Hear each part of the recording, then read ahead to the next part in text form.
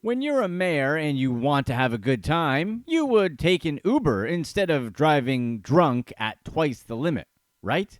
Or if you saw your car getting towed, you wouldn't wreck it on purpose, right? And if your mom is a famous DA known for charging former President Trump, you'd be on your best behavior, right? And if you were a current lady for hire, you may not be the best choice to guide any decisions for kids. Let's get right to it with the crazy decisions people do, starting with number 6, twice the limit. Teresa Heitmann, the mayor of Naples, Florida, was arrested after an incident involving suspected drunk driving. But she said she was acting as if it were no big deal, claiming that she was just a private citizen at the time, because that makes total sense. For whatever drunk reason, Heitmann followed some random couple home after she was out at a restaurant or something, and then parked her car on their lawn.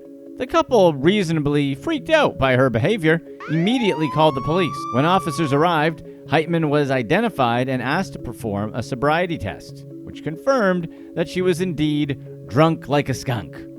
Despite her role as mayor, Heitmann apparently tried to distance herself from the title during the interaction, insisting she was acting as a private citizen, as if she's only the mayor when she's on the clock. Her blood alcohol content was found to be twice the legal limit, leading to her arrest. During a subsequent city council meeting, Heitmann made a public apology, expressing regret for her actions and the effect it had on her family and community. She reaffirmed her commitment to serving with integrity despite the backlash.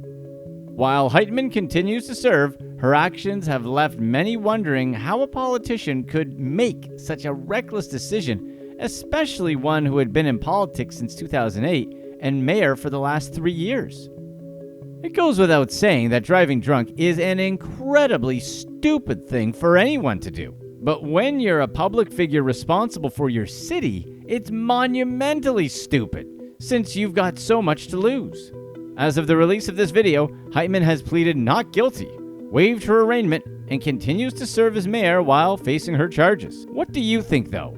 Should she be allowed to continue being the mayor? On one hand, everyone makes mistakes, and thankfully no one was hurt, so it's not too hard to look past her embarrassing mistake. On the other hand, someone could have very easily been hurt or lost their life. And really, these days, there's no excuse for drunk driving. Should someone who's clearly making bad decisions be allowed to run a city? Tell us what you think in the comments below. Number 5. Self-inflicted dents. Russell Laiosa, a 55-year-old man from Brooklyn, got hit with multiple charges after a chaotic incident involving a tow truck and his pickup. The situation went down when a tow truck operator was preparing to haul away Laiosa's black Chevy Silverado. Rather than comply, Laiosa confronted the driver, claiming he was being robbed. During the heated exchange, Laiosa shouted some choice words at the tow truck driver before jumping into the tow truck himself. What followed was a brief but destructive drive through the streets, during which Laiosa collided with several parked cars. Eventually, due to Laiosa's lousy and crazy driving, his own truck tipped over, causing further damage. Laiosa's actions led to charges including robbery, grand larceny auto, reckless endangerment, and multiple counts of property damage. His father, however, defended him, insisting that Laiosa thought the tow truck operator was attempting to steal his vehicle. According to his father, the tow truck was unmarked and the driver allegedly made threatening remarks, which caused Laiosa to react the way he did. Despite his father's defense, Laiosa was still arrested and pleaded not guilty in court, where his bail was set at $10,000. The incident raises a point that many of us don't really think about these days. If we all had GPS devices in our cars or a service such as LoJack, we wouldn't need to take such intense actions when we think they're being stolen. While Laiosa's story might not exactly seem believable to everyone, simply having a GPS installed and waiting for the police to come clear the situation up would probably have been a better plan. Number 4. Masked games. A couple idiots named Philip Clodfelter and Kelly Garner earned themselves some charges after breaking into a comic store and stealing thousands of dollars worth of collectible cards while dressed up in cheap Halloween costumes. Their costumes didn't just add to the eerie vibe, though. They became crucial evidence against the two. The break-in occurred at Grand Adventures Comics and Games, where they made off with approximately $8,000 worth of Magic: The Gathering cards. But this wasn't their only attempt that night. After their initial success at Grand Adventures, they apparently tried to break into another store, Grand Slam Collectibles, but couldn't get in. Surveillance footage from the second location showed the two men wearing masks, one resembling Michael Myers, and the other one dressed up like that scary nun from The Nun, easily the scariest nun since Whoopi Goldberg. The video also captured their getaway car, a red Honda, which turned out to be far less menacing. The police, once they heard that the nun and Michael Myers were out robbing places, issued an all-points bulletin for the Honda being driven around by the two terrifying characters. Smyrna police later spotted the car driving erratically and made the stop. Inside, they found the masks and stolen cards in plain view, since Garner and Clodfelter didn't exactly take time to cover their tracks. During interviews with detectives, both men were charged with burglary, theft, and vandalism. As it turned out, this likely wasn't just an isolated incident. Detectives suspect the two men were involved in similar burglaries at comic stores in nearby areas.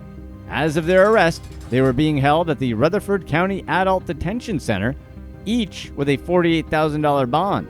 It's clear they had a plan, but between the masks, the easily identifiable car, and the stolen goods in plain sight, their plan didn't last long. Sounds like these guys should have stolen some Swiftfoot boots as well. Am I right, fellow Magic players?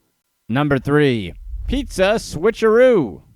Jose Marti Alvarez, a 55-year-old man, was arrested for operating a long-running scam in Miami Springs, Florida.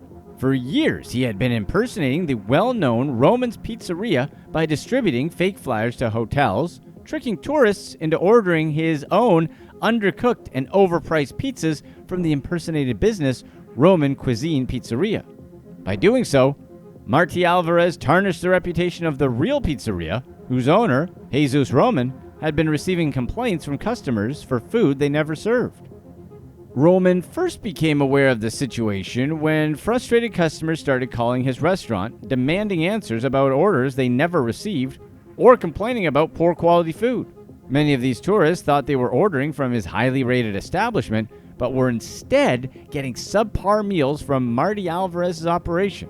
Roman's business, praised by pizza critic Dave Portnoy, had spent years building a great reputation for quality, and this scam was causing confusion and dissatisfaction amongst customers. We didn't know that being a pizza critic was a job, by the way. That knowledge could have changed our entire career trajectory. After years of enduring complaints and negative reviews, Roman decided enough was enough. It's weird that he waited years for this, but whatever. Roman eventually filed a police report, hoping to stop the scam. Over time, law enforcement began investigating and eventually tracked down Jose Marti Alvarez, who had been distributing fraudulent flyers. Police arrested Marti Alvarez, charging him with an organized scheme to defraud.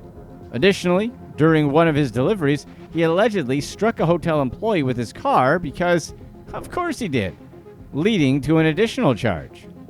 Roman was glad that the arrest might finally put an end to Marti Alvarez's tarnishing his shop's reputation, but he was also baffled by the whole thing, saying that Marti Alvarez could have easily avoided all of this by simply doing things the right way.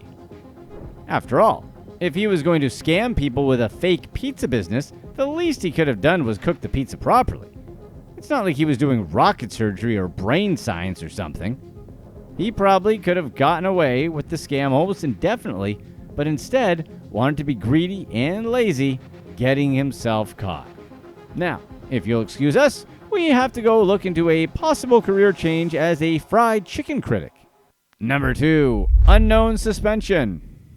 Kanea Willis, the 25-year-old daughter of Fulton County District Attorney Fannie Willis, was arrested in Georgia for driving with a suspended license. Fani Willis, who has gained national attention for leading the election interference case against former President Donald Trump, now faces public scrutiny over her daughter's arrest. Kanea was pulled over after police spotted her using her phone while driving, something none of us totally ever do, of course. She explained to the officers that she was on the phone with her mother about her pregnancy, unaware that her license had been suspended earlier for a similar violation. Kanea was handcuffed and taken into custody, where she was booked on a misdemeanor charge of driving with a suspended license. According to the arrest report, her mother, Fani Willis, arrived on the scene to take possession of the vehicle. Kanea's mugshot shows her looking visibly drained after the arrest, which occurred about 30 minutes south of Atlanta. She was released shortly after and is expected to appear in court. The potential penalties for driving with a suspended license in Georgia include a minimum of 2 days in jail, a fine of at least $500, and an extension of the suspension if convicted for a second offense. The penalties could be harsher, including up to 10 days in jail and fines ranging from $1,000 to $2,500. This arrest adds to the challenges already faced by Fani Willis, who has been at the center of a high-profile election interference case involving former President Donald Trump. As the lead prosecutor in the case, Fani has been in the national spotlight, which has brought both praise and controversy. Her personal life has also faced scrutiny, including accusations of an improper relationship with a special prosecutor involved in the Trump case. Despite the ongoing legal challenges surrounding her mother, Kanea remains focused on her future. She graduated from Texas Southern University and is planning to attend law school, where this latest incident brings further public attention to a family already under the media microscope. Kanea's court date will determine the next steps in this situation, but the impact on both her and her family's reputation remains to be unseen. You'd think she would have been a little more careful with some of her decisions, considering all the scrutiny her mom is going through. Number 1. Unfit to lead? Ashley Ketcherside, a mother from Godley, Texas, was removed from multiple school district roles after the discovery of her criminal past. She had served on Godley Independent School District's School Health Advisory Council, which oversees health education for students, including topics such as human reproduction. However, Ketcherside's background raised concerns once it was revealed that she had previous convictions for commercial adult services and was still advertising herself as such. Parents within the district became suspicious when Ketcherside claimed to own several businesses, but failed to ever provide any details about them. This led some parents to investigate further, eventually uncovering her online adult service profiles under the alias Lola Bria. These profiles revealed her active participation in the adult services industry despite her role in advising the district on sensitive educational matters. The school district quickly took action once the revelations came to light. Ketcherside was removed from the School Health Advisory Council and other district committees she had volunteered for, including the Family and Community Engagement Committee and the Godley Athletic Booster Club. The district also clarified that although she appeared in meeting footage and was listed on official documents, she was never officially approved for these positions.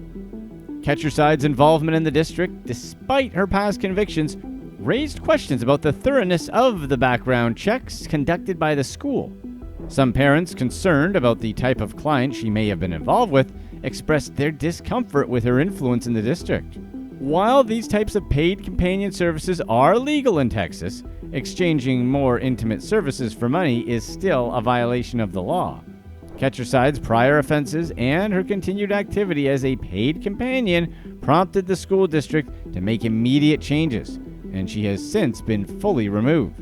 If she wanted to work at the school, why didn't she quit her other job? She had to know that if anyone found out, that'd be it for her, since that line of work isn't exactly celebrated in society. In any case, aside from some probable occasional school activities, she wasn't around the kids or in a classroom. Which leads us to the question, in this day and age, with it becoming more and more common that people leave their high-paying jobs for things such as OnlyFans, Is it really a problem that Catcherside was on some school advisory board? Legal issues aside, should everyone who chooses that line of work automatically be disregarded because of that work? Tell us what you think in the comments below. But at the end of the day, while we may be free to make whatever choices we want to make, we aren't free of the consequences of those choices. Click to watch one of these next videos.